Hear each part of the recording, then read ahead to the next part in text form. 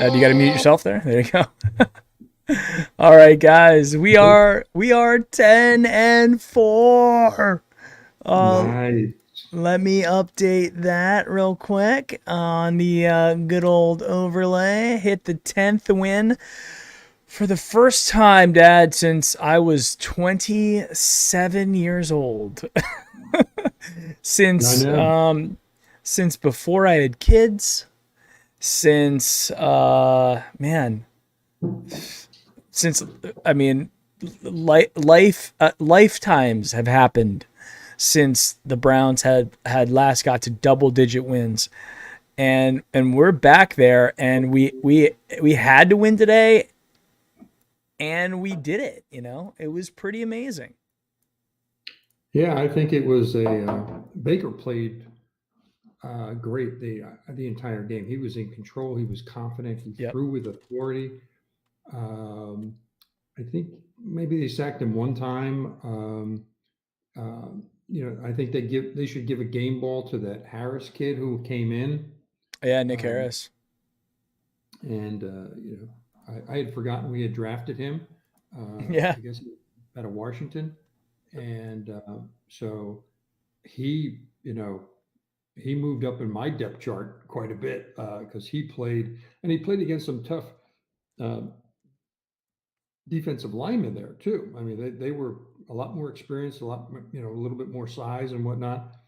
Um, I don't know if Hubbard um, is going to come back. I don't know how bad that was. Hopefully, Teller's ankle is not that bad, so he can play shortly. Ward played a really good game after having been out for a couple of weeks. Yeah, he did. I thought it was interesting that they talked about how bad Miles Garrett was with the COVID, and Oh yeah. you think about a guy that was in that good of physical condition, specimen, young, that he got really knocked for a loop. And I've talked to a couple of people that have had COVID, Hmm. and it really, if you take a turn for the worse as opposed to asymptomatic or just mild symptoms or whatever, if you get it really bad where it gets in your lungs, and you're just a type for whatever reason, maybe it's your blood type, history, whatever, Hmm. DNA, where it attacks you, and you really need to have the super drugs or whatever. He's not playing at 100%. Yeah. He's probably playing at about 85 to and that's not even all the time. I would assume he's playing at 85 when he starts the game, and then he's probably down to around 65. I watched him after they started talking about that. Yeah. He was a non-factor the entire game. He was out on the field, but he was Well, not the. one of the things that I noticed, okay, one of the things I noticed, and I was telling Lindsay during the game, I'm like, watch what the Giants are doing against Miles. They're respecting him. They're putting a tight end there, or having a running back chip him almost every play. And then when on the plays where they weren't, Colt Mhm. McCoy is just getting the ball out of his hand quickly. So you could see that Miles is almost, he was stunting around to try to get around Thomas, and uh, you know it But just that left they tackle did did a it. good job against him. Yeah, he did. Yeah, he did. He really neutralized him on several of the plays that I watched, where he tries to, dip and put his arm underneath and just swing around him. He never really got close to Colt McCoy. No strip sacks. He got one cheap one at the end there, Yeah, I but guess they gave him the credit for that one at the end. I was like, no, okay. yeah. I mean, inconsequential sack, But but I think Baker was the key. He led him on two 95-yard drives. Um, he's playing with a lot he of made confidence. some really sharp throws in some tight quarters. Chubb made a couple of nice runs, and Hunt made a couple. Yep. The guys made good catches. So it was a team effort. I The mean, for fact all that intents and purposes, the Giants really held us on the ground. Their defensive line is as advertised, because we really couldn't, other than maybe one like 15-yard run that Nick Chubb did, and then to Ernest Johnson with that yeah, big run at the end, very very similar to what he did against Dallas. Right. at the end of the game, and I know that because I went back and I watched all those clips to put together that Christmas video today. And Mhm. man, and so the Christmas video, for all you guys who haven't seen it, I tweeted it out and I pinned it to my profile, and it's really just about the song was pretty much about Nick Chubb, but there's some Kareem Hunt in there. And when I went back through it, I was like, you know what? It's not just about Nick Chubb. We really have a somewhat of a three-headed monster. Because at the end of the game, they put in D'Ernest Johnson, and he did his job, right? So Ernest might not be a guy who can be an every down back or somebody that you want to put in, in the second quarter or the third quarter. But at the end of the game, having fresh legs like he had at the end of the game allowed him to rip off that 20-yarder, and Yeah, I was and surprised they put that him was a in. huge play. Yeah, I was surprised they put him in because Hunt was in the game and he got whacked and he was limping a little bit, so he went out. Yep. And I thought Chubb would come in, but no, they put Johnson in, and I'm thinking, God, he hasn't touched the ball almost the entire game, and you're gonna put him in, and they're gonna try to strip the ball from him and whatnot. But he came through big time.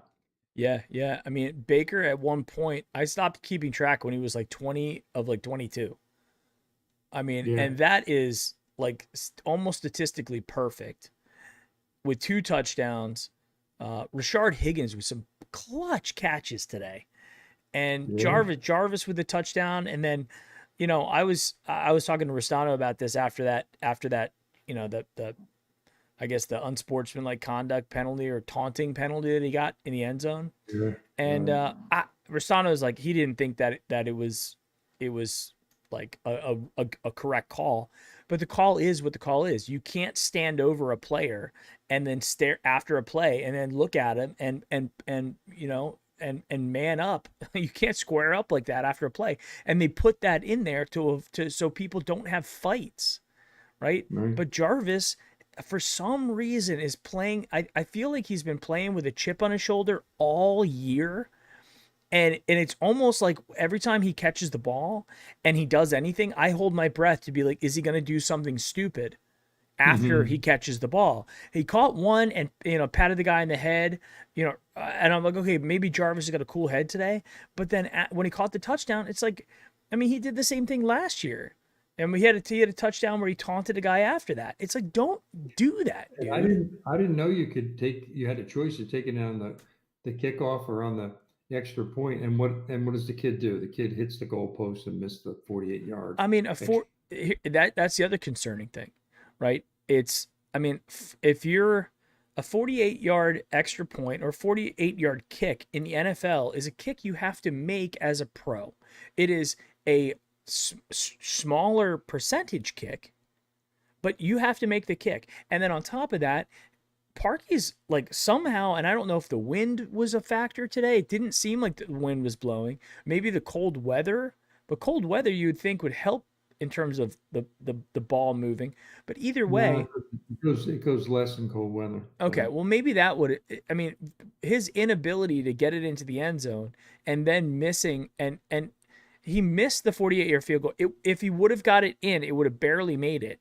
So right. his inability to kick a 48-yard field goal and then not being able to get it into the end zone is concerning. This is 2 weeks in a row where Parkey has been shaky, and I mean this is really what it comes down to, guys. Can we beat a 5-8 Giants team who make a whole bunch of boneheaded coaching calls? Yeah, Hmm. we could do Yeah, that. Can we beat exactly. can we beat the 1-13 Jets next week? Most likely, although they have momentum now, but most likely we can do that. But can we beat a team like the Steelers or an elite team like the Chiefs? I mean, sorry, they're not gonna do what the Giants did tonight. Um, I think that We're, I we're think that lucky if we get past one playoff game. The Chiefs would kill us. The Saints would kill us. Um, Buffalo would kill us.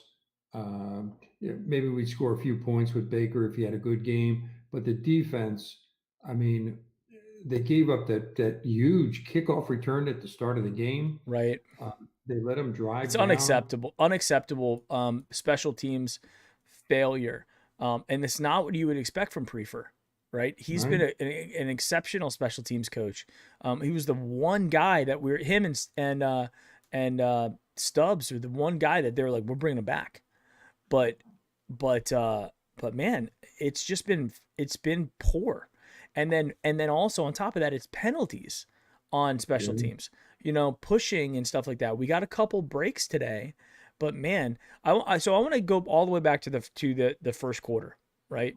When the Mhm. Giants have an opportunity to go down the field, opening drive, you got lucky with your kickoff return, right? Right. You drive down the field and you have an opportunity to put points on the board, right? You have opportunities to put points on the board, and then you go for that weird fourth down play, with that weird Mhm. that weird formation. And kudos Right. to the Browns. We didn't call timeout, and B, we covered it, Right. which is impressive that we did that.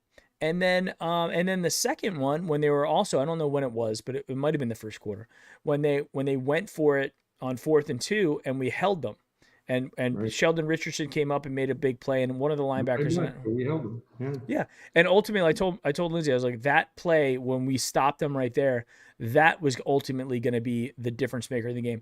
You know what? The other thing that stood out to me today, Dad, was how it felt. The New York Giants right now, and the way they played football tonight was was eerily similar to what the Browns have been like for like a decade. You Yeah. know, like incompetent coaching decisions, uh, poor execution on critical plays, dropped passes that hit your Yeah. guys directly in the hands on critical plays, and Yeah. then the defense, giving up big plays to a more talented team on the other side. In order for the Giants to have beaten us tonight, they would have had to play a nearly perfect game when it comes to the the the the things that aren't going to show up on the stat lines, right? Right. Those coaching decisions aren't going to show up on the stat lines, right? Though that it started there. The Giants took 6 points off the board. They ended with 6 points. But let's just say at the end of the game, right? It's 20-9. It's a different ball game at 20-9. At 20-3, the Browns are like, we're just gonna run. Third and 21, whatever, run. Just run right at the thing. I was actually pissed off that they tried to do that screen pass at the end, and Baker had Yeah. to kind of throw it at the ground, which could have Right. been a another intentional grounding. But the bottom line is like, Kevin, it's 20-3. You just Yeah. gave him a Run the timeout. ball. Why? Why? Why? Right. I agree. Right? Gary Washington asked the question earlier on the chat there. Did, they're stopping the run, meaning the Giants, stuffing the box and forcing Hunt and Chubb to not do very well. Were they, was their game plan to force Baker to beat him and with his arm, and not have any screw ups, or, not have a very good passing day or whatever? And I think Gary's right. I think that's what the Giants' game plan was: stop the run, which they knew Hunt and Chubb were great. Mm-hmm. We were missing, one of our top linemen, which would have helped the blocking. Um, but Baker outplayed him. I mean, he from the very beginning all the way to the end, and even that one fumble, it wasn't his fault. The center just rolled it around the ground, never got up to Baker. So that wasn't his Yeah, it fault. wasn't his fault at all. And he didn't throw an interception. He didn't. I don't think he threw one that was even close to being intercepted. So, No, but no, he had a couple riskier ones, like that pass to Njoku, that he kind of yeah, flipped over the linebacker. That's a dangerous pass, but yeah, maybe he woke up feeling dangerous, because I mean, the first half was nearly perfect. 16 of 18 or 17 of 19, something like that in the first half. yeah. Um, you know, He had a 137 rating, I think, in the first half. So, yeah, it's he didn't unbelievable. do quite as much in the second. They only had to in certain spots, but um, you know, he played great. I think Yeah. he gets the game ball. He won it. The defense between Redwine and Joseph and Mitchell and who else? Ward played great. They went after him a couple of times, Hmm. and very few were completed against him. So he's back. So hopefully we get Sendeo back. We get Teller back. We didn't. What was it Richardson who went out? Yeah. Richardson went out. And Hubbard. And I think Hubbard. Hubbard's going to be gone for a while. Yeah, but looking at the stats, Baker 27 of 32. Wow. Right at the 30 under 35 mark. Yeah, but 27 of 32, 297, so basically threw for 300 yards, 297, whatever, two touchdowns. Giants Colt McCoy 19 of 31, 221, no touchdowns, no interceptions. He I played mean, pretty good at times. I mean, he played like a really decent backup quarterback. Same thing like with Mike Glennon back when we played the Jags. But I think the thing that stood out to me, and I'd love to hear from the chat if you guys feel the same way. Looking at what Baker Mayfield did, the kinds of passes that he made today, um, how he was ripping the ball in sometimes very tight windows. Other times, Right, just putting the ball right where it had to be. He threw a couple of them to Higgins and Landry that hit them right in stride, bullets right on the gut, and they pulled right. him in. And then here, my thought is the difference between Colt McCoy, who was at one point a guy for us. I have his jersey upstairs, right?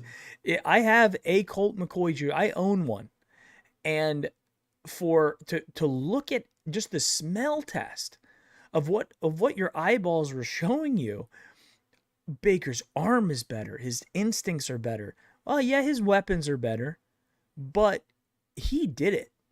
And this Baker Mayfield that we're seeing today is an exceptional Baker Mayfield. What we saw with Colt McCoy, I mean, Colt's on a bad team.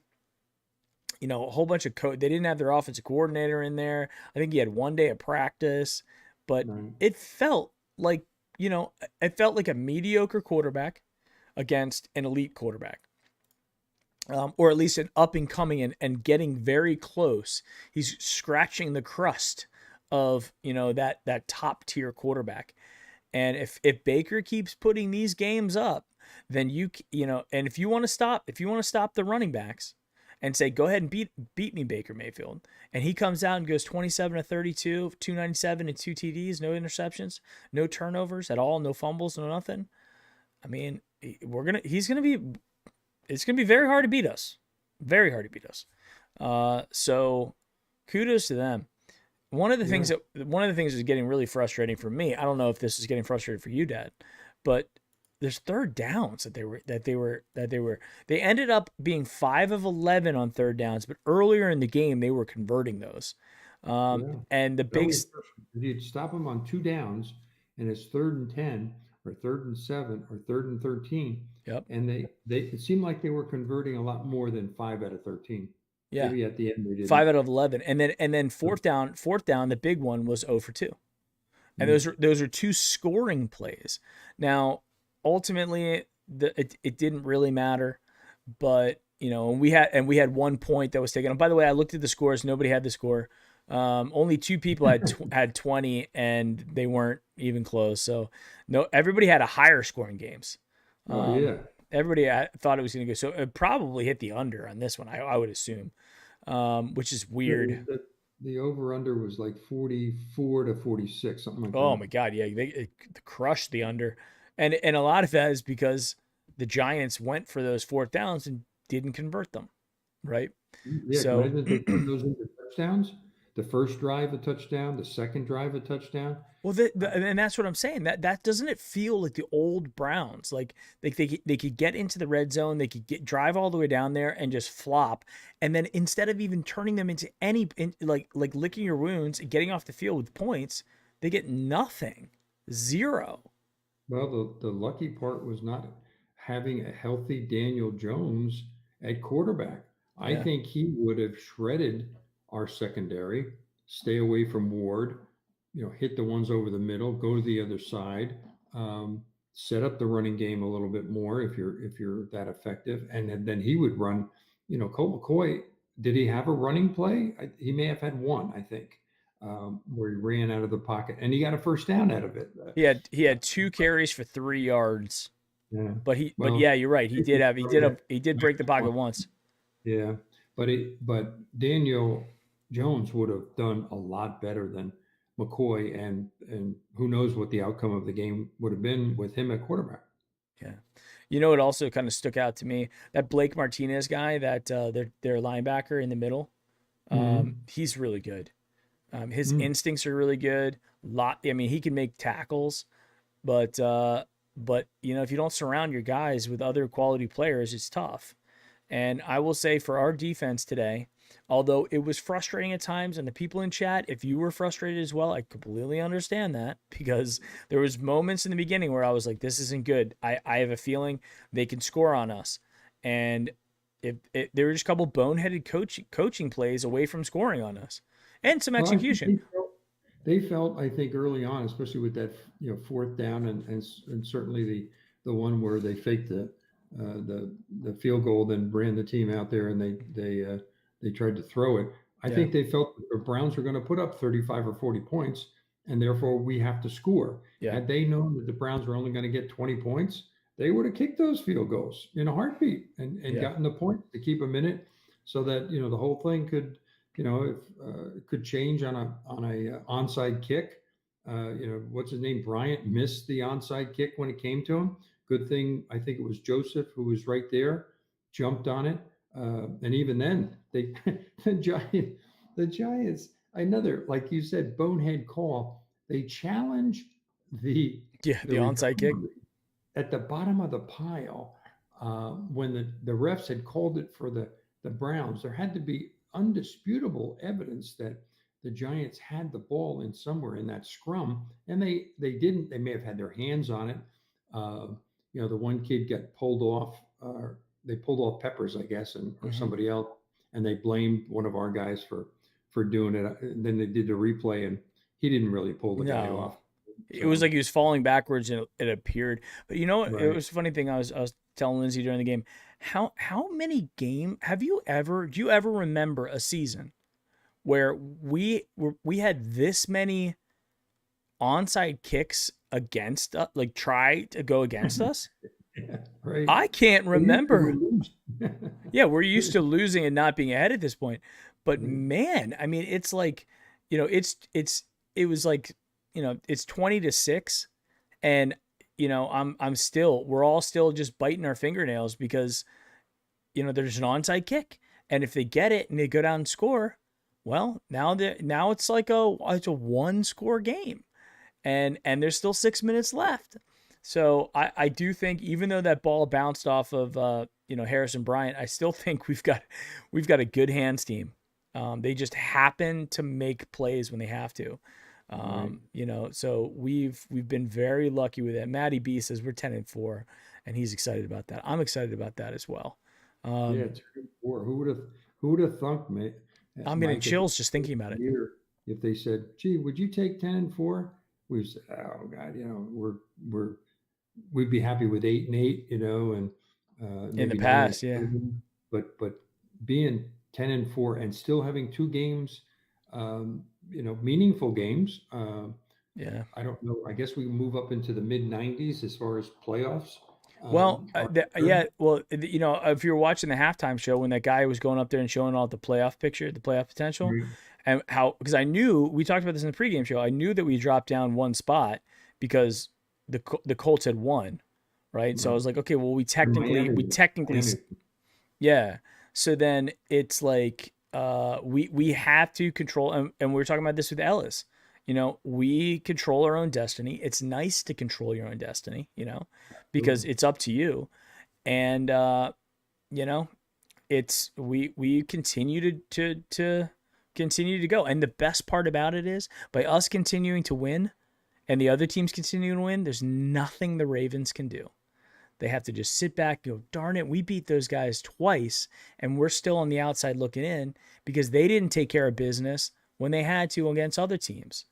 And we did. And got, you know what, guys, to get to 10 wins, to get to 10 wins with 2 games left, we could be looking at a 12-win team. If we win one more game against the 1-13 Jets, this is the winningest football team since we've been back. Right. This is it, because we had 1-9-17, 1-10-16. So we got to win one more to get to 11. I think we clinch at 11. I could be wrong. I could be wrong. But I still think that so no, I don't think we clinch at 11. I don't think we clinch. Really? I don't think we do, We need because help from somebody else. NFL standing. Yeah, we'd have to have other teams lose. Because if you look at the standings right now, the Dolphins are 9-5. So 9-5, you can get to 11 because there's 2 more games. 10-11. You'd be 11-5. So that's one that's in. The Raiders can get to 10. So the Raiders can't get to 11. But the Ravens are 9-5. They can get to 11. And the Colts are 10-4. They can get to 11. So if we go 11-5, and the Ravens go 11-5,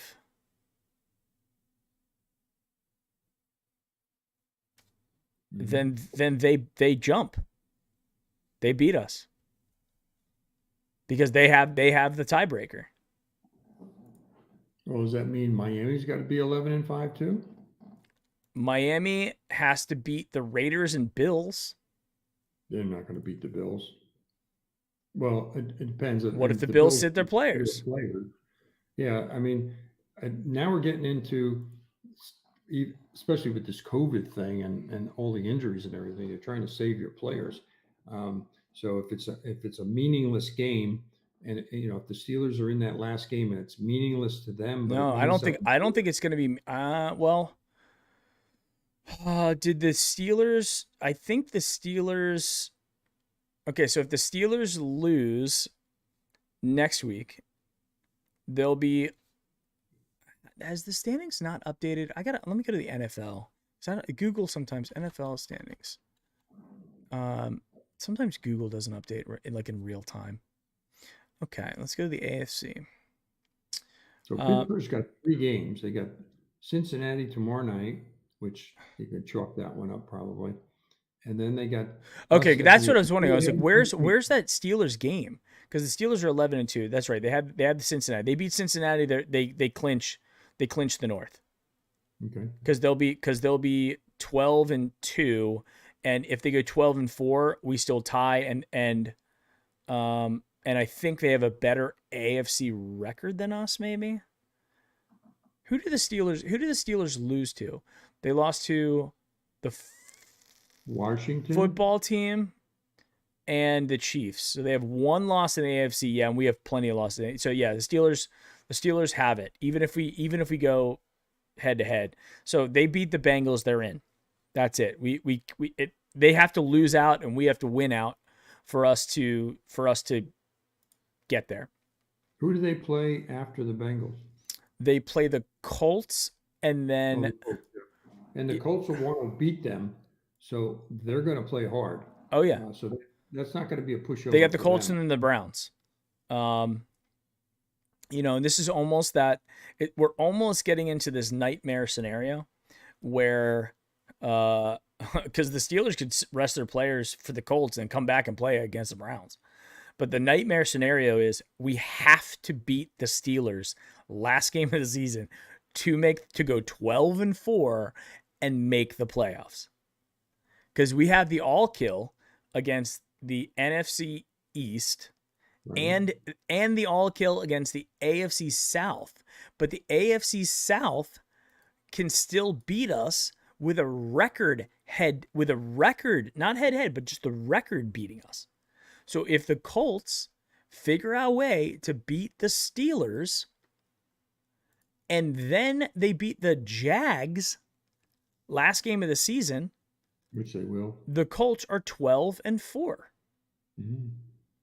If they so the Steelers game is huge next week. I mean, it's almost like we need to watch other games and not the Browns, because the more important games are the other games. Right. We Um, can back in, or we can get there on our own. I would, that the game tonight reminded me of, the four games that we won against, so-so teams. Uh, Even though the Giants, had a winning streak, and then they lost last week, they got killed, but we didn't get to McCoy the way the Cardinals got to Daniel Jones last week. I mean, they had yeah, 6 sacks against him, and we had one at the end, I guess, which yeah, really didn't mean anything. So their offensive line held up well against our defensive line. And again, Miles is playing at 50%, yeah. 75%. It's almost like I don't know how much that takes out of him in order for him to recoup, to be able to get his battery fully recharged Mhm. to what extent he can, because he's going through lung treatments, breathing. He just and he was always sort of a winded guy out there because he went so hard. But then you tack on that COVID, which really, they talked about him not having his sense of smell or taste. Yeah, he got it Uh, bad. those are the ones who got it really bad. I talked to a lady the other night, and she got it, and she said it knocked her for a loop. She still hasn't recovered totally from the standpoint of feeling good and getting her taste back and getting her smell back. So if you get it, It's got to like feel weird too. yeah, Losing two of your senses, it's right, got to feel uncomfortable and like awkward. I haven't gotten COVID, so I don't know what it feels like, but right, I've gotten the flu in the past, and I mean the flu itself can take a month or more to get back. Now you got to figure with Miles, he's probably got the best doctors that money can buy right now, and the best treatments cool, that money can buy. yeah, He's probably getting IVs. He's probably getting. They're not just sitting at home and saying, eat some chicken noodle soup and get some rest and push fluids. They're right. probably giving him like the stuff. But It'd be interesting to get that detail. You have President Trump, who got it and was feeling some of the symptoms, but then they gave him the super drugs, and he within a couple of days he felt better than when he went in. Now that's clearly not the case with Miles. I mean, he is struggling. Um, Gary I Washington says I have COVID now and it's bad. My mom and brother has it. Wow. Yeah, Gary. I mean, each day is like a different symptom. Ugh. Um, Wow. it's weird. It's weird. But we can definitely tell that Miles is he's not his usual explosive self, and they were scheming against him. I could tell. I oftentimes on defense pre snap, um, I'm looking to make my prediction of what the play is, and I can more often than not guess based off the formation what the play is going to be. But Mhm. I like to see where Miles is lined up and who's against, and is it a weak side? Is it strong? Are they backing him up? Is there a running back that they're pulling over just to give an extra blocker there? And a lot of Right. times they were doing that, right? So I think, hey, the Browns, we got out of that game. Of the two New York games, this was the harder one, and there's Yeah. and there's no denying that. Now, the dangerous thing is you got to look. It'd be interesting to look at the tape of the Rams game and find out, like, did the Rams just take the week off and just be like, oh, we're going to beat them, don't worry, or did the Jets finally just play up to, you know, They a, were in a control the whole respectable game game? right from the beginning. They were up, 10-0. Then they were up 13-3. Then they were up 20-3, and then the Rams started doing something. They got it to 20-10. And then the Jets kicked another field goal to make it 23, and then the Rams scored again. So they got close, but the Jets held on, and Yeah. I'm glad. I'm glad they won. I was rooting for them. I didn't want to play them, when they were going to go all out to try to beat us to get their first win. Um, so I'm glad it's done. They may still play well. They may still beat us, but it won't be. They I don't know if you heard the guys talk about it, but with their win and Jacksonville's loss, Jacksonville now has the number one pick. Yeah. Well, I mean, it could be a blessing in disguise because I think Justin Fields is going to be a really good quarterback in the NFL. And I Mhm. think Justin Fields has arguably a better skill set than Trevor Lawrence does. So, Mhm. in terms of his ability to run and throw, I mean, they're similar, but I think Fields is more athletic. And he's got an exceptional arm. Trevor Lawrence has just been so mechanically sound from the minute he got to Clemson.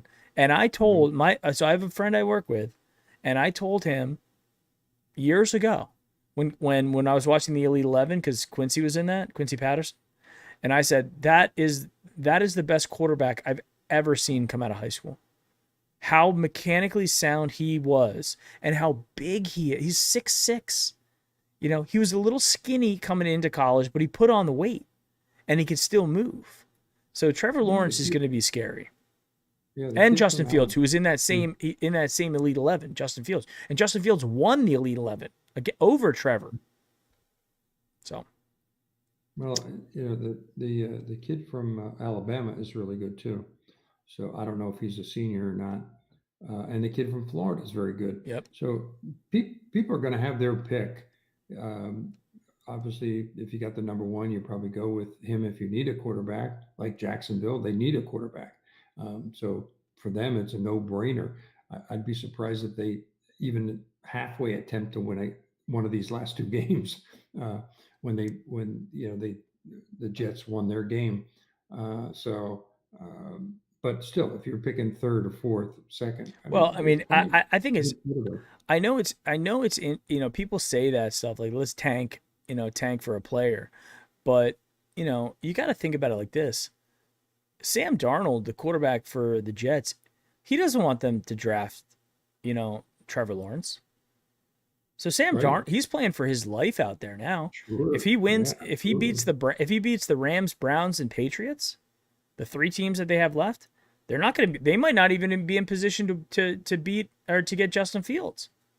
And then they go, okay, well, what do we do? Do we want to stick with Sam Darnold, who beat some playoff teams at the end of the season, and build him around him, or do we want to, try to trade up and go all out for Fields or Lawrence, and then you got, those guys, the other guys, just like the Baker Mayfield draft, where Josh Allen turned out to be, a real gem.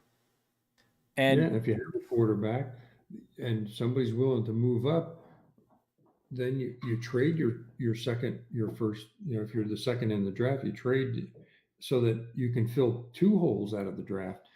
Draft a linebacker and draft an offensive who whatever wide receiver, running back, offensive lineman. I mean, you get the Jets have several holes, sort of like we do on defense, and I don't know who's going to be available at around 2025, which is where we're probably going to be. But I would assume that we would want to take a linebacker, whoever the best linebacker is, in the corner draft next or corner. or I mean, yeah, because we got greedy. We got greedy. Remember in the second round, 2 years right, ago. So I mean, we don't have a first round corner. The only first round corner we have currently is Denzel. right.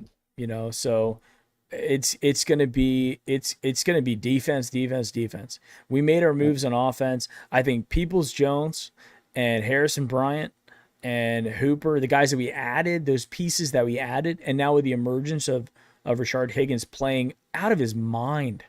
playing. I mean, just catching every dude. Rashard Higgins is one of the most underrated players I think in the NFL. I've seen him Mhm. play. He catches everything. He doesn't drop passes. He's just good. And not and they put up that graphic about OBJ and Baker, like, and they made a point. And you got to figure PJ Conzo too, thanks for the follow on Twitch, appreciate it. And you got to figure that Baker or that OBJ, I'm sorry, is watching that. They're playing against the Giants. His best friends in the game is your team. OBJ's watching the damn game, Yeah, and yeah, and and he's got to sit there and go, you know what, like they're praising him on OBJ on one side with the catch, the the Sunday Night Football catch, the Odell catch, and then on the other side they're making comparisons like, hey, is Baker Mayfield and are the Browns better without him? And Tarico and Collins were making a good point. The point that we've made over and over, it's that it feels sometimes like Baker is forcing it to Odell.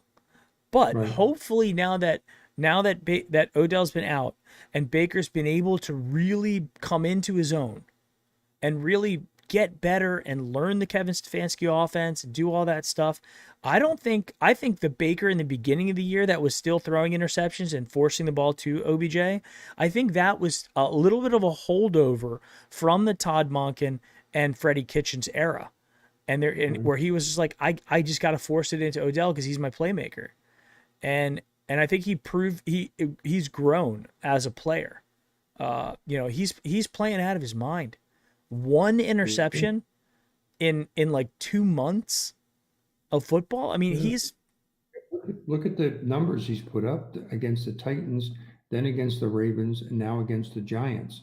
Now, he didn't get a lot of points out of the Giants, but mhm, he threw close to 300. I think he was over 300, and then they took some couple of yards away from him for some reason. yeah, And but he's getting hot at the time that you really need him. But again, with that defense, the way I saw it tonight, um, and Miles being at 75%, whatever, uh, we're I'm hoping for one that we get in the playoffs, and two that we get one decent game in the playoffs, because that's as far as we're going to go. We have no shot against an offense like the Bills have, an offense like Kansas City has. Uh, they would just shred us. And they have a good enough right. defense that Baker's not going to score 40, 45 points. So Yeah, versus Slayer. Thanks for the follow on Twitch. Appreciate it. Um, yeah, I think you're right, Dad. I think, but that's I think the barometer for success this year is getting to the playoffs, right? absolutely. And it's just Feels good. unfortunate, Feels good. so unfortunate that the NFC has to be so historically bad that that it might take 12 wins for, and we might be looking at the Pittsburgh game, Dad, as our way in. Well, let's hope not. Justin Franz, thanks for the follow on Twitch, my friend. Appreciate it. Yeah, it's like I just keep looking at this scenario, and these are the things that make my skin crawl. Now, the other thing is, if we beat the Jets, if we beat the Jets and the Dolphins lose against, oh, I clicked on the wrong one. The Dolphins lose to the Raiders or the Bills. That's it. And those are two tough games. Yeah. Those are two tough And games. I think the Raiders are out of it, but they're going to play hard until they're officially out. So I think they might be officially out now because they can't. No, I guess not technically yet because they could get to 9-7. So if they beat the Dolphins, which they have to beat the Dolphins, right? They have to beat the Dolphins and then they have to hope that the Dolphins lose twice, and the Dolphins could easily lose twice. But if they can't beat, we know that, so they can't get to 10. who, The Raiders, yeah, they can't get to 10. They can get to 9 though. right? And if the Ravens lose out, which I mean the Ravens got the Giants next week, and they're going to crush them. And then the Bengals the last week of the season. So the Bengals are winning 11 games. That's just in. It's in the cards. The Bengals the Ravens are going to win 11 games. So they might jump us because of the head to head, right? And then it comes down to the last two wild card spots. And the Colts, if they get to 11, we have the head to head. We beat them. So the Colts have to get to 12, meaning the Colts have to beat the Steelers and the Jags. If the Colts get past the Steelers, well, they're getting to 12, right? So that's two now that have jumped us. And then it comes down to the Dolphins, right? So then the Dolphins have to beat the Raiders and the Bills. And I don't know if we have the tiebreaker or not over the Dolphins.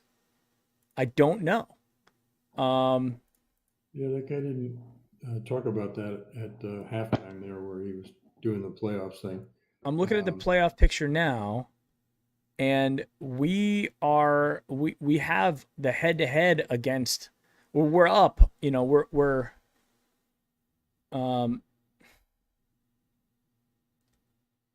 So we're currently still in the 5 spot, and the Dolphins are at 7. That's because the Dolphins have 9 wins and we have 10.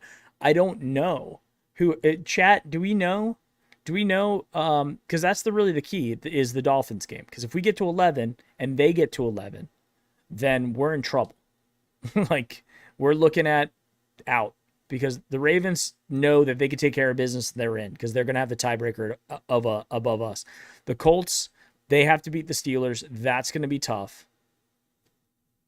And the Steelers don't want to lose games anymore. They don't want to go. The Steelers could still be 12-4 and win the division, but they don't want to do that because there is going to be home field advantage to a point, right? They won't have the home field advantage over the Chiefs, right? But let's look at the Chiefs. Interestingly, just to see who they wrap up with, the Falcons and the Chargers. So the Chiefs are probably going to be okay. They'll lock in home field. The Bills have the Patriots and Dolphins. Dolphins are tough and they're in division, but it's in the Bill. It's at the Bills. That's the good part. Yeah, that's the good part. So, we got to hope that we got to hope that the Dolphins lose to the Raiders. That's a big one. That's going to be a really big game. And they play the Bills the last game? And then they play the Bills the last game. Mm-hmm. So, and you know what? If you look at the Dolphins right now, 257 points against. 257. They have the best defense in their division by a long shot. On the flip side, we've given up 374 points. 257 to 374. They have a much better defense, and their offense is just about as good as us. They scored 352 points. We've scored 368. Mm-hmm. So the Dolphins are not. I'm just gonna say it. They're not a pushover team. And I think that they could give, the Bills and the Raiders a really good game. But the good thing is the Raiders, being that they're on, like their backs are against the wall, they have to beat the Dolphins in Las Vegas. They have to beat them for them to have a chance at the playoffs. Yeah, Mariota will be their quarterback. I don't see Carr coming back from that groin injury that quick. Mm-hmm. Those usually take a while to heal. It's almost like a hamstring. So it'll be I'll be rooting for him, that's for sure. Yeah, if Kyle Duffield says, Mike, if you think about it all week, it's going to drive you nuts. Don't do it to yourself, man. I'm like, this is all I think about. But you know what? Here's the deal, guys. We are 10-4. That's the good news. It is right now Victory Monday. So Victory Monday, guys. Everybody raise your mugs. I don't have a mug yet, but Victory Monday. I need to go drink some water. Yeah, grab your Victory Monday drinks because it is Monday, and we just got to take care of business, guys. We got to take care of business against the second worst team in the league. We beat the worst team in the league, the Jags. Now we have to beat the Jets, and that's it. We beat the Jets, and then we go into it against the Steelers. I think we make the playoffs, guys. I think we do. I don't know if we'll be. I don't think we're going to be the fifth seed because I think the Ravens are going to jump us. So it looks like we will then either face the Titans or I guess the Titans or the Steelers, right? So, you know, it is what it is. I'm excited about it, though. I'll tell you that. Don't forget, if we win the division, It's a great feeling to be 10-4, and here is my victory drink. there you go. Or the 10 win drink. Dad, it's been since 2007. wow. I mean, if you would have told me in 2007 you were going to have to wait 13 more years to have another, I would have been like, screw this, man. I'm not going to watch this crap. But, you know, I think all in all, Players, you get new coaches, you get new draft choices. It's like the old Dodgers saying, wait till next year, when they kept losing and losing and losing, and that became their mantra. Uh, we were like that too. Wait till next year. We get a new coach, we get the number one draft pick, we get a new quarterback. I mean, all those things, and none of them materialized. yeah, well, I mean, here it is. This is a rare feeling for us, but I think it's the beginning of it. And I know I'm saying that the barometer for success is the playoffs. You know what, guys? At 10-4, I think we're going to be 11. I think we're going to be 11. We'll probably be 11-5. And you know what? If somebody would have told me you're going to be 11, if you're going to win 11 games this year and not make the playoffs, I would have been like, that's impossible. It's impossible to say that. 10-6 and not make the playoffs. Well, that is possible. That happens. But to go 11-5 and not make the playoffs, another team as well, to the and playoffs. another team, right? Because right now, even though we're 10-4 in the 5 spot, based on the schedule, the Ravens are going to win 2 more games. They're going to get to 11-5, right? So, and the Colts have a chance at getting to a better chance to get to 12-4 than we do, based off of who they play, right? I mean, the Colts' big challenge is next week at 1 p.m. next Sunday against the Steelers. If they win that game and then they beat the Jags, they're 12-4 and they deserve it. And they deserve it. 12-4, right? And then it comes down to, what happens with, I think, God, that's going to be a tough one.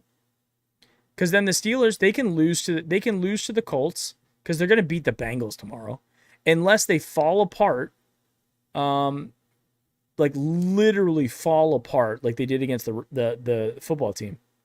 Right. They're going to beat the Bengals. Who did the Titans play their last 2 games?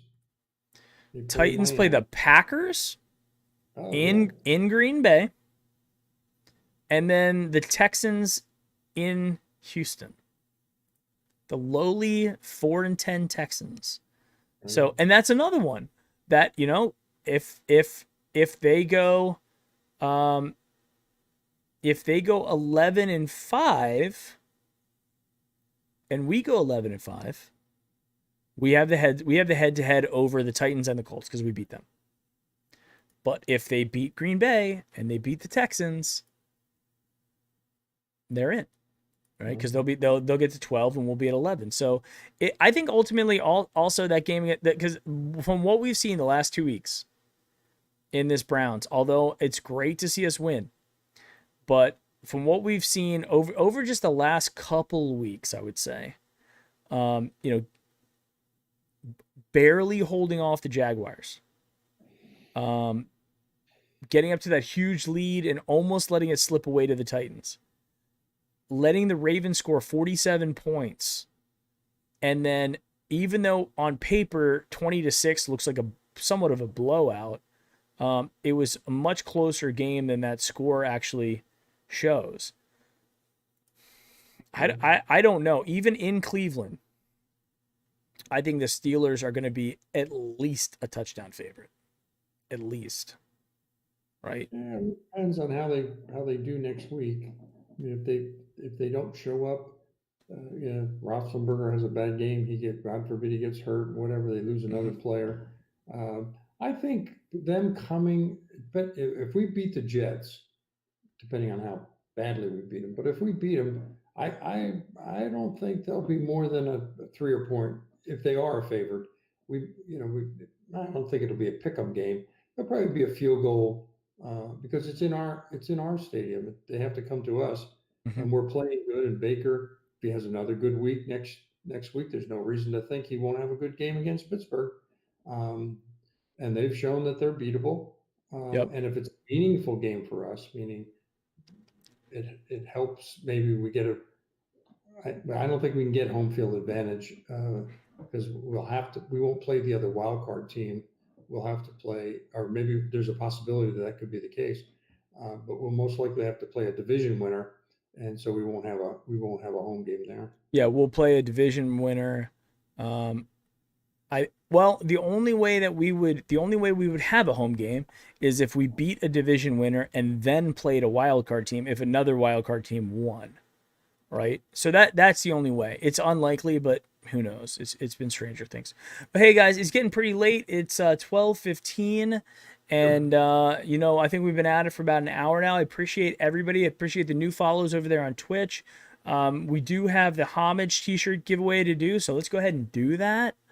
So 1 to 100 now in chat for homage shirt. Go. And my number is in.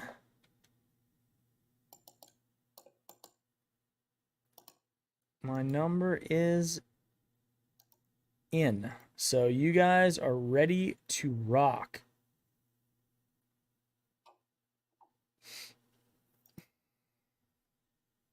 As I watch them file in.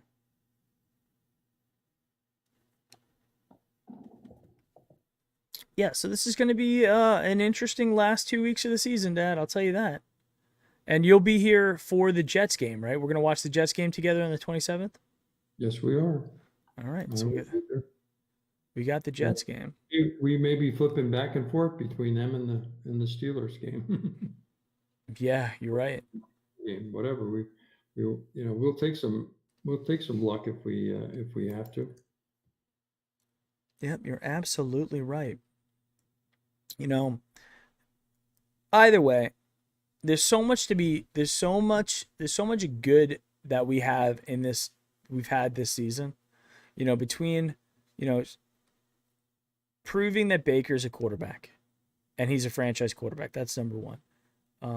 Seeing Nick Chubb come back from the injury. Yeah. And be well. Seeing Kareem Hunt fight through an injury and still be, he had a groin issue earlier this year and still be very productive. Seeing Jedrick Wills prove that he's a quality left tackle in the league was big.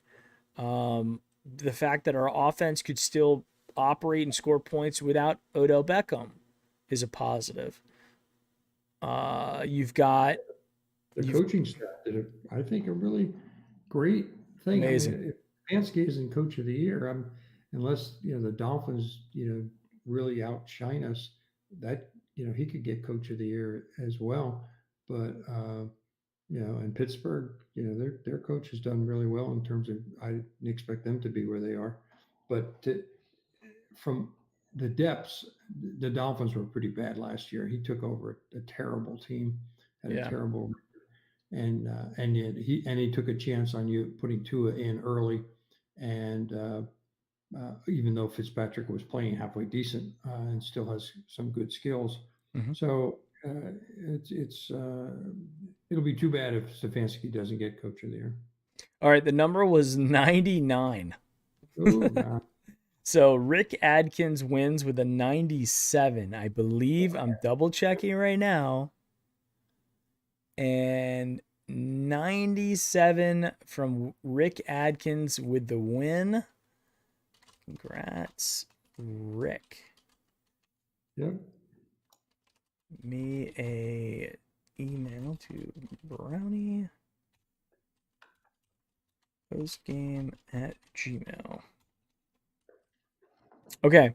Rick, send me an email to browniepostgame at gmail.com with your name, address, size, and pick out a t-shirt from Homage and send me the link to that t-shirt. That's your instructions. Congratulations, Mr. Atkins. I believe that is his first win. I think it is. Good job. Congratulations on that. Big win. I try to make it easy, just 99 because, like, hey, there's not going to be a whole bunch of numbers ahead. And I don't always do that, guys. I just, like, from the beginning with S. Zupan where I had to go the three-way tie, I'm like, I'm messing around with that. But yeah, congratulations, Rick. GG's over there. And yeah, pick out that item from Homage. And I hope you guys enjoy it. All right, guys, we're going to say goodnight. Let's go Oh, sleep this off, smile, wake up, have some Victory Monday coffee, and yep. on to the Jets. Right. See you on the Wednesday show. All right, see you guys. Go Browns. Go Browns.